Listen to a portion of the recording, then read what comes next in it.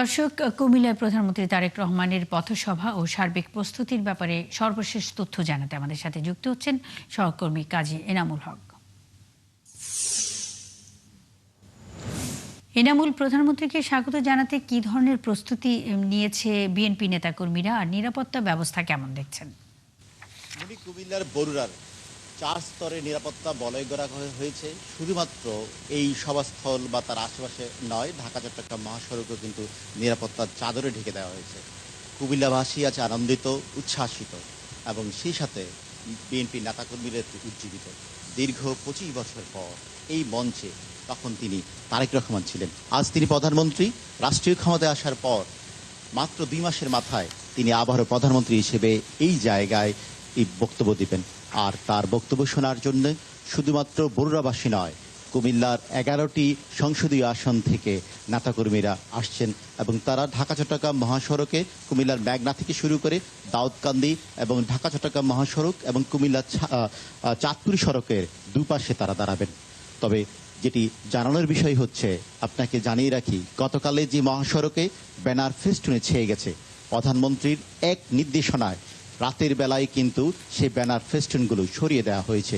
আবারও সেই প্রকৃতির মাঝে, গাছপালার মাঝে যে ফেস্টুনগুলো ঝুলছিল তা কিন্তু আজ সকালবেলায় মঞ্চ সেখানে ইতিমধ্যে প্রস্তুত করা হয়েছে এবং মহাসড়ককে ঘিরে শুধুমাত্র নেতাকর্মীরা নয়, সাধারণ স্থানীয়দের মধ্যে কিন্তু এক প্রকার আনন্দে উদ্বেলিত। তারা কখন তারেক রহমান আসবেন, কখন তারেক রহমানকে দেখবেন, সেই আশায় কিন্তু রয়েছে বিএনপির নেতাকর্মীরা। তবে ঢাকা চট্টগ্রাম মহাসড়কের দাউদকান্দি টোল প্লাজা এলাকায় তারেক রহমানকে অভিনন্দন জানাবেন দলের স্থায়ী কমিটির সদস্য ডক্টর খন্দকার মোশাররফ হোসেন। পরবর্তী সময় ঢাকা চট্টগ্রাম মহাসড়ক নিমসার এলাকায় স্থানীয় সংসদ সদস্য জসিমউদ্দিন, পদুয়ার বাজার এলাকায় মনির হক চৌধুরী এবং সেই সাথে এই সমাবেশের সামনে জায়গায় মোদাফফরগঞ্জ জায়গায় আবুল কালাম, দলটির শিল্প বাণিজ্য বিষয়ক সম্পাদক, তিনি সেখানে একটি মঞ্চ করেছেন, সেখানে তিনি অভিনন্দন জানাবেন। তবে আমরা দল থেকে জেনেছি যে কোথাও তারেক রহমান দাঁড়াবেন না, শুধুমাত্র এই মঞ্চেই তিনি বক্তব্য রাখবেন। দীর্ঘ 25 বছর আগের তারেক রহমান, আজকে প্রধানমন্ত্রী তারেক রহমানকে বরণ কেরানোর জন্য শুধু কুমিল্লাবাসী অধীর আগ্রহে আছে। তবে কুমিল্লাবাসীর একটি আকাঙ্ক্ষা, দীর্ঘদিনের যে আকাঙ্ক্ষা, কুমিল্লা বিভাগ বাস্তবায়ন।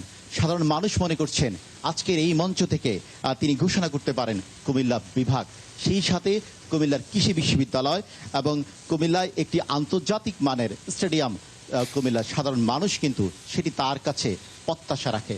বরুড়াবাসীর কাছে গত কয়েকদিন 71 তা বারবার জানিয়েছেন বরুড়ায় যেন একটি কৃষি বিশ্ববিদ্যালয় স্থাপন করা হয় এবং সেই সাথে এই যে স্টেডিয়ামটি সেটিকে ঐতিহাসিকভাবে ধরে রাখার জন্য দীর্ঘ 40 বছর আগে প্রয়াত রাষ্ট্রপতি শহীদ জিয়া রহমান, বিএনপির প্রতিষ্ঠাতা, তিনি কিন্তু এই মাঠে বক্তব্য রেখেছিলেন।